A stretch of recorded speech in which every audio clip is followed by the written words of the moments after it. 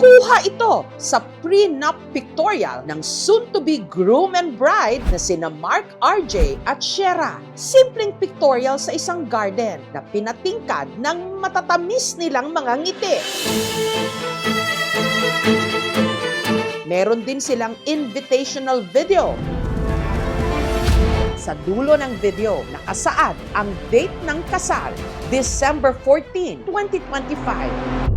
Pero 4 na araw bago ang nakatakdang petsa ng pag-iisang dibdib, ang bride na si Shera, misteryosong nawala.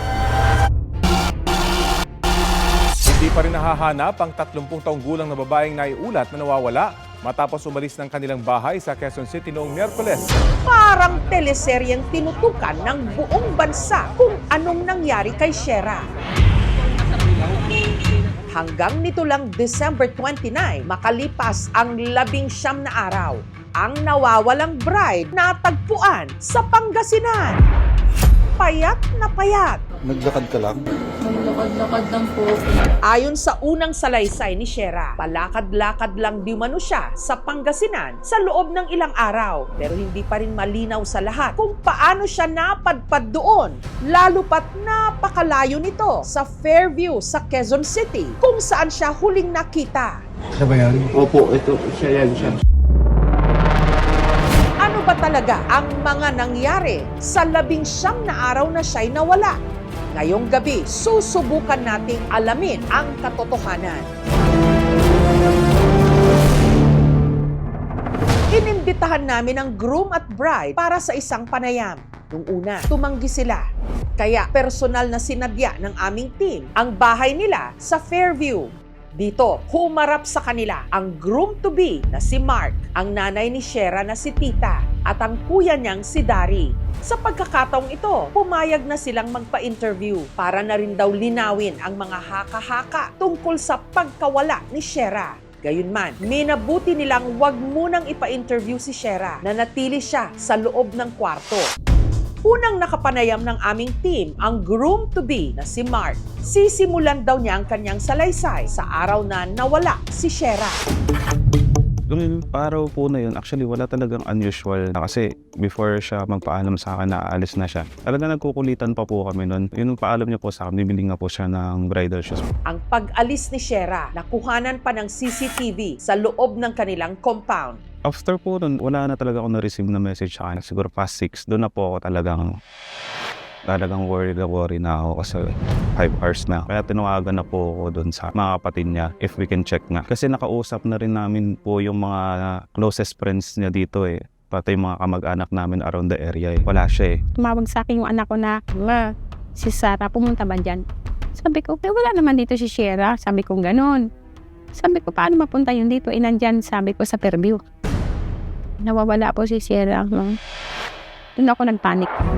Pasado 1:00 ng hapon sa parehong araw, nahagip si Shera sa kuhang ito ng CCTV sa isang gasolinahan malapit sa kanilang barangay. Dito, dumaan si Shera papunta sa kahabaan ng Commonwealth para mag-abang ng masasakyan. Sa isa pang CCTV footage na kuha sa may kabilang kanto, makikitang sumakay si Shera sa isang bus. Ito na ang huling mga kuha sa dalaga. December 11, dahil 24 oras nang hindi nakikita si Shera, idineklara na siyang missing. Pagsapit ng December 14, sa mismong araw dapat ng kanilang kasal, wala pa rin kahit na anong bakas ng dalaga. Punta kung baka may nangyari. Araw-araw, ganun yung ginagawa ko. Nag-aabang doon kung saan siya huling nakita ng CCTV.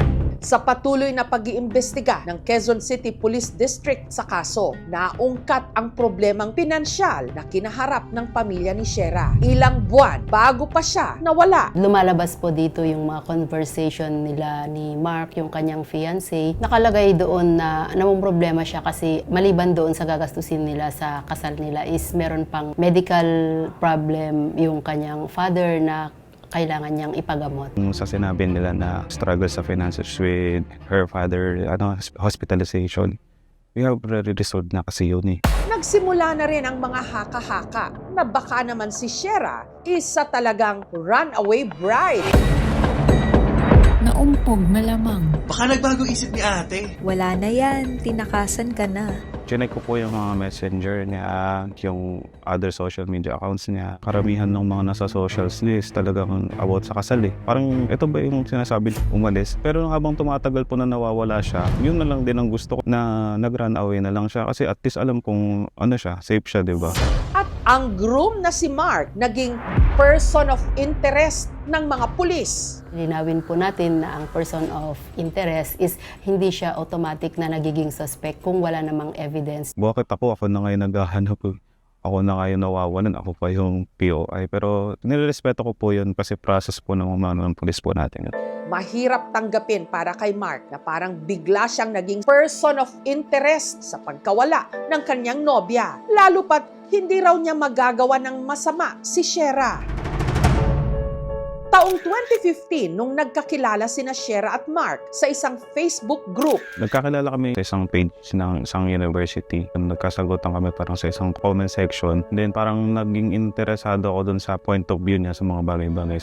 Kinalaunan, naging magkasintahan sila. Hanggang taong 2023, si Mark nag-propose na kay Shera. Ay, nanginginig ko! Nanginginig! Kalma ka lang yun. Grabe oh. Kilig na kilig si Bigya. Ganyan oh.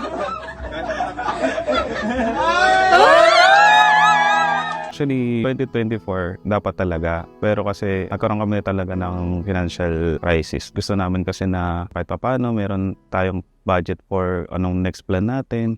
Kwento ni Mark, si Shera raw ang naging punong abala sa nalalapit nilang pag-iisang dibdib. Siya nga po yung talagang pinaka-excited sa kasal namin eh. Siya yung talagang pinaka-hands-on talaga sa preparation.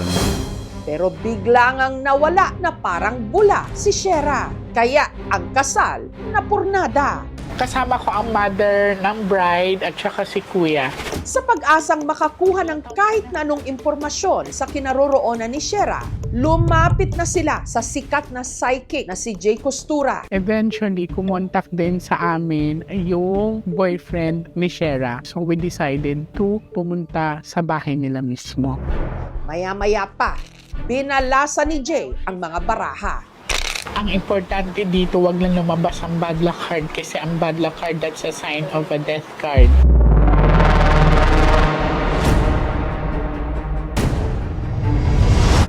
She's alive. Buhay po siya. Ayan.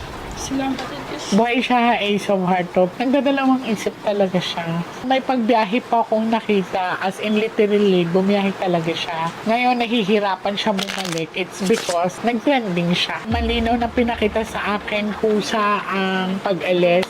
Wala pong tinatawag na abduction or dinukot siya. It's something to do with Pangasinan and Baguio. Ang hulang ito ni Jay, tila nagkatotoo dahil makalipas ang 19 na araw. Nito lang December 29, ang nawawalang bride na si Shera natagpuan na sa bayan ng Sison sa Pangasinan. Mga around 9:30 yun, nagring yung phone niya. Unang hello niya, kinabahan na po talaga ako nun. Nakalimang hello siya. Napatayo na po talaga ako noon. Nung narinig niya po yung boses ko, iyak na siya ng iyak. According to the initial investigation, merong nakita si Miss Shera na rider, naka-motorcycle na isang lalaki na nagsa-cellphone. At yun yung nilapitan niya para humingi ng tulong at matawagan si Mark at ang kanyang pamilya. Naglakad ka papunta rito, ne? Kasi ang init eh. Tapos si kuya galing doon. Ang lalaking tumulong kay Shera, natuntun namin dito sa bayan ng Lawak, sa probinsya pa rin ng Pangasinan. Ang rider na si Rodel. Hindi ko po siya napansin. Bali nakayuko kasi ako na tumitingin sa collection list ko po. Hawak ko yung cellphone ko. Biglang nasa gilid ko po, then umiiyak na nagmamakawa na humingi ng tulong. Talagang maawa ka sa mukha niya na talagang tuliro, umiiyak na alam niyo yung parang bata. Nakaganon siya eh, kuya, pahingi. Patulong naman po. Gusto na niyang makauwi sa kanila. Nakigamit na rin daw si Shera ng cellphone. Naririnig ko lang po yun, ma'am, sa balita po. Missing bride po. Pero hindi ko alam na siya yun. Yung sinabi niya po sa akin kasi na bibili lang po siya ng bridal shoes niya. Then ilang araw na lang po, ikakasal na po siya. Nagulat nga po ako, kaya tinanong ko kung taga saan po siya. Sinabi niya po na taga Quezon City. Tinanong ko kung anong pang ng kasintahan niya. Sinabi niya si Mark R.J. Reyes. Kaya sinearch ko po yun. Doon ko po nalaman. Sabi ko, viral ka na po ma'am. Sabi ko, kaya sinabi ko sa kanya kung gusto niya, punta kami ng police station para humingi ng tulong. Kung ayaw niyang pumunta muna ng police station, doon na lang sa bahay nila biyanan ko muna para makakain at makaligo na rin po siya. Nung pagkatapos niya pong kumain, pinahiram ko yung cellphone ko po. Meron po siyang tinawagang number. Yun, nagmiiyak na siya, nagiyakan sila. Para sa mga nagbabash, kasabot daw ako, may natanggap na akong reward na 150,000. Gusto ko lang iklaro na hindi totoo yan. Sinabi niya sa akin na every morning na ganito, hindi siya naglalakad. Parang umahanap lang siya na silong, doon siya nagpapahinga. Naglalakad siya tuwing gabi. Pag may nakikita daw siyang bus pakubaw, sinusundan niya daw po yun. Nahiya siyang maghingi ng tulong kasi medyo gusgusin na nga talaga siya. Doon sa pagiging missing ni Miss Shera, case closed na po tayo rito. Pero if ever may mga sasabihin po sila na mga bagong details kung papaano that will constitute a crime, hindi po tayo titigil sa pag-iimbestiga. Ang wedding jitters kasi napaka-normal na pakiramdam o emosyon yung mga ganito. Yung open communication between the partners, napakahalaga ng open communication. Sa mga taong may mga mabibigat na suliraning dinadala sa buhay, hindi kayo nag-iisa. Hindi mo kailangan dalhin lahat. Yung pagdadala na tinatawag, maaaring tulungan ka ng mga tao sa paligid mo. Samantala, patuloy na nagpapahinga si Shera sa kanilang bahay. Kailangan niyang talagang bumawin tulog ng kain. Ayun, ngayon po, ano na siya, kahit paano, nakakapag-open up ng paunti-unti. Magandang umaga po. Ang ipinagpapasalamat na lang nila, nakasama nila ito nitong bagong taon. Pumunta kami nga dyan sa may malapit na sa may tulay. Doon kami nanood sa mga fireworks. Talagang iyakapan po. Masaya na. Sobrang saya po talaga. At least yung iyak namin ngayon ano na. Tears of joy na. Sa mga nagko-comment gumagawa ng kwento, mag-base tayo sa facts. Huwag tayong parang mag-jump into conclusion na ganito yung nangyari. Hinihiling ko na kasi since 2026 na. Let's be more sensitive kasi magkakaiba tayo ng pinagdadaanan. Ang tanong ngayon, sa kabila ng lahat ng nangyari, tuloy ba ang kasal? Tuloy po ang kasal. Meron na po kami actually na date. End of March. Natutuwa nga ako kasi siya yung talagang eager sumagot. Tuloy. Pero yun nga, sinabihan ko siya, huwag mo i-pressure yung sarili mo sa sinasabi ng iba. Kumbaga, ang priority nga namin is, maka-recover siya. Lagi ko naman sinasabi sa kanya yun na nakasupport ako sa lahat ng bagay. So whatever the future have for us, andun lang ako. Hindi ko siya iiwan kahit ano sabihin ng ibang tao. Mahal na mahal ko siya. Alam naman siya. Sa gitna ng ingay sa social media, nagmula rin ang tulong na naghatid sa kanya pabalik.